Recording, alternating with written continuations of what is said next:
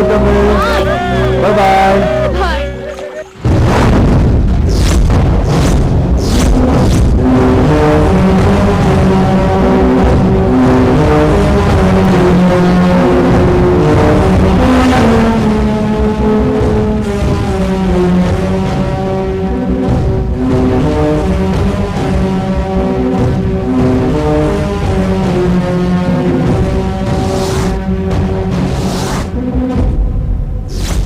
வணக்கம்.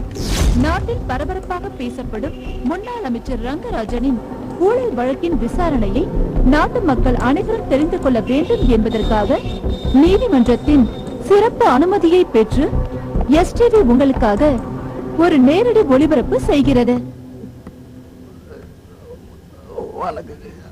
ஐயோ அப்பா, நம்ம ரங்கராஜன் போட்டு சுட்டு போட்டு நின்னா சும்மா ராசா மாதிரி இருப்பாரு.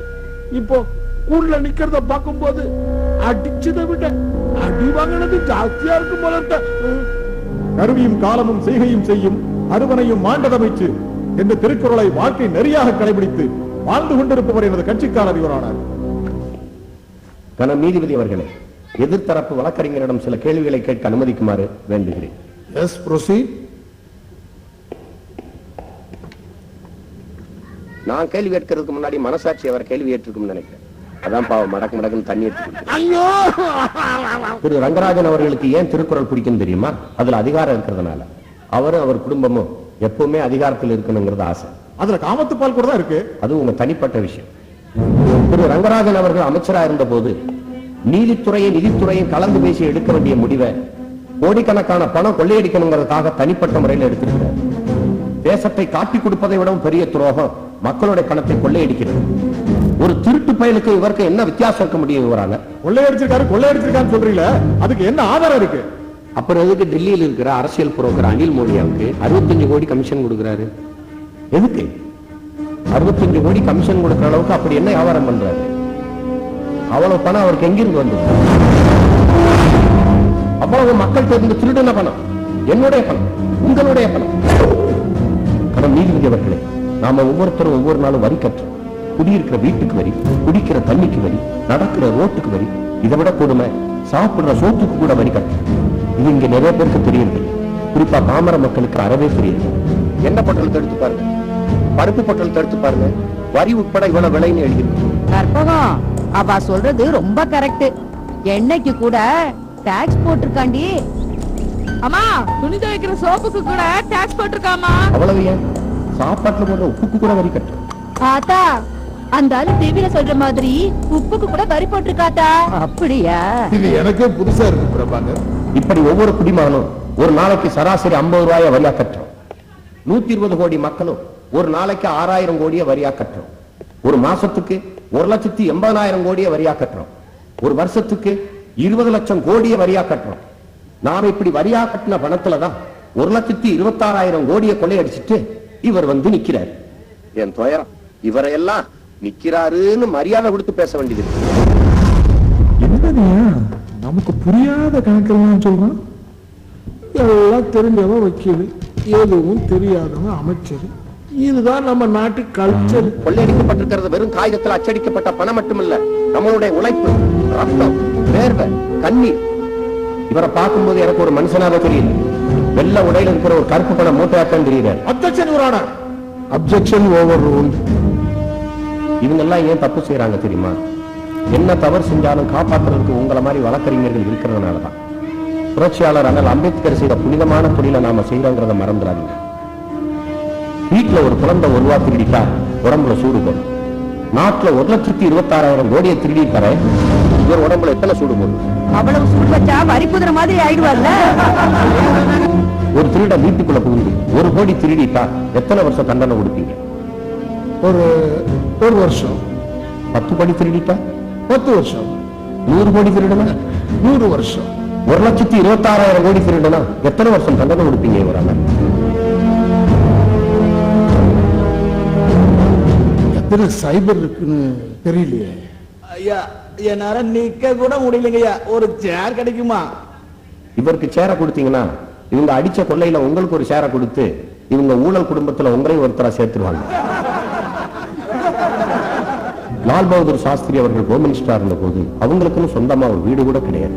இந்த மண்ணில காவல்துறை அமைச்சரா இருந்த கக்கன் அவர்கள் கடைசி காலத்துல அரசு மருத்துவமனையில பாயில படுத்து கிடந்தாங்க. பெருந்தலைவர் காமராஜர் அவர்கள் சாகும்போது அவர் சட்டப்பையில இருந்தது வெறும் 150 ரூபாய் மட்டும்தான். இப்படிப்பட்ட தலைவர்கள்லாம் வாழ்ந்த நாட்டுல இப்படியும் ஒருத்தர். இவர் மட்டும் தலைவனியில தமிழ் இனத்தையே தலைவனி வச்சிருக்கிறார். ஊழல்ங்கிறது ஒரு கரையான் மாதிரி, அது சிறிய சிறிய அந்த நாட்டையே அரிச்சிடும். அதை தடுக்க வேண்டியது நீதித்துறையினுடைய கடமை. நீங்க இவருக்கு கொடுக்கக்கூடிய தீர்ப்பு ஒரு தண்டனையா இல்லாம இந்த நாட்டில் நடக்கக்கூடிய ஊழல்களுக்கெல்லாம் ஒரு தீர்வா இருக்கணும். எதிர்காலத்துல எந்த ஒரு அரசியல்வாதியும் ஒரு சின்ன தப்பு பண்றது கூட பயப்படணும். நீங்க எழுதுற இந்த தீர்ப்பு சட்ட புத்தகத்துல ஒரு சரித்திரமா இருக்கணும்னு பணிவன்போடு கேட்டுக்கொள்கிறேன். நட்சல் வராங்க. இந்த வழக்கின் தீர்ப்பு நாளை மறுநாள் ஒத்திவைக்கப்படுகிறது.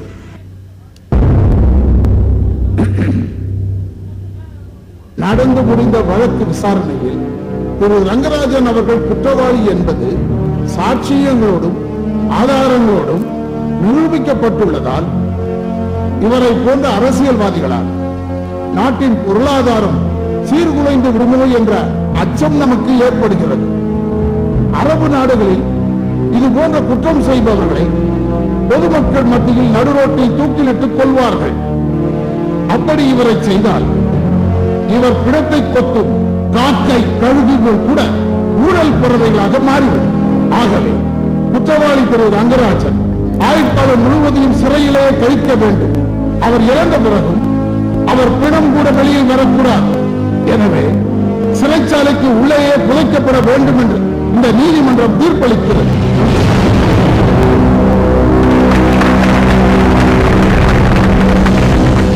இது போல தீர்ப்பெல்லாம் சொன்னா பிரிட்டிஷ் வழக்கப்படி இந்த பேனாவுடைய நீப்பை வளைச்சு உடைச்சிடுவாங்க.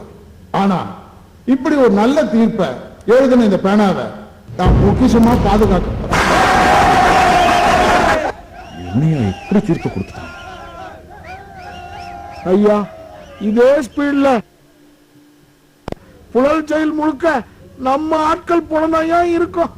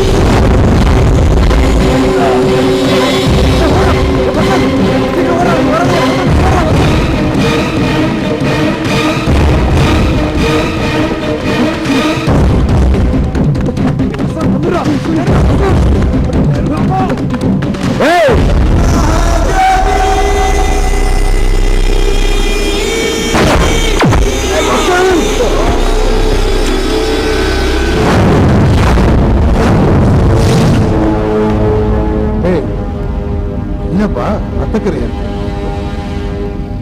அது ஒண்ணு இல்ல சார், சின்னதா ஒரு ஆணி குத்திருச்சு. அது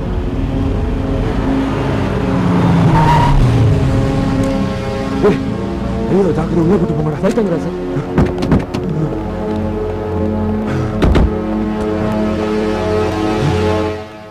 தம்பி, சீக்கிரமா டாக்டர் போய் பாரு. சரி சார்.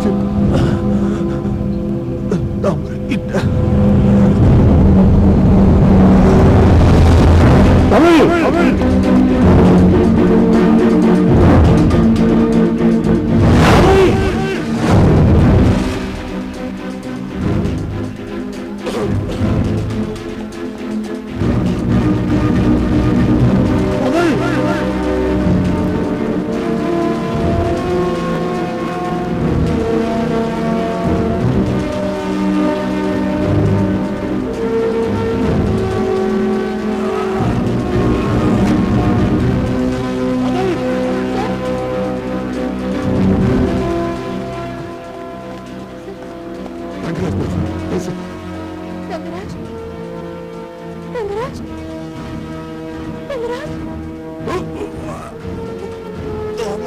ரங்கராஜ் ரங்கராஜ்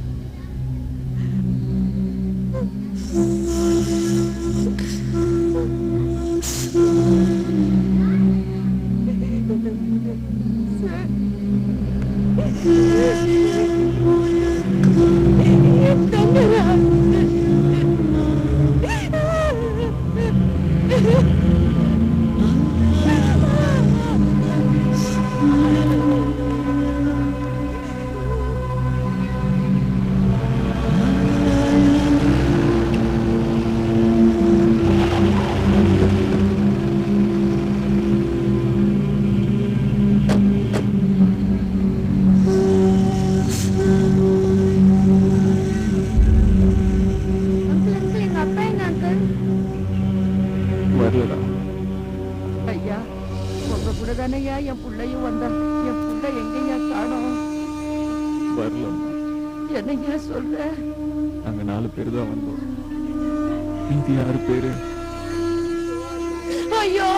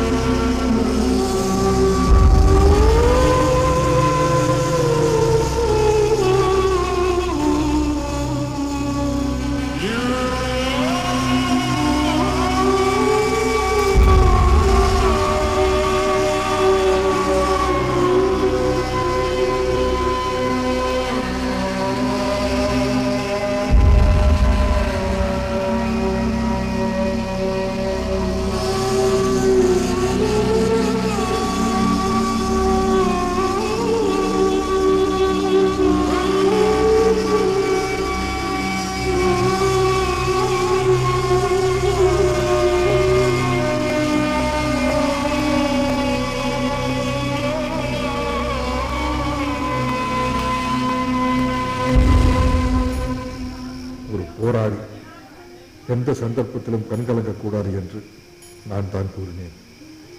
ஆனால் இன்று இந்த பிள்ளைகளை இழந்தபோது என்னையும் மீறி என் கண்கள் கலங்குகிறது.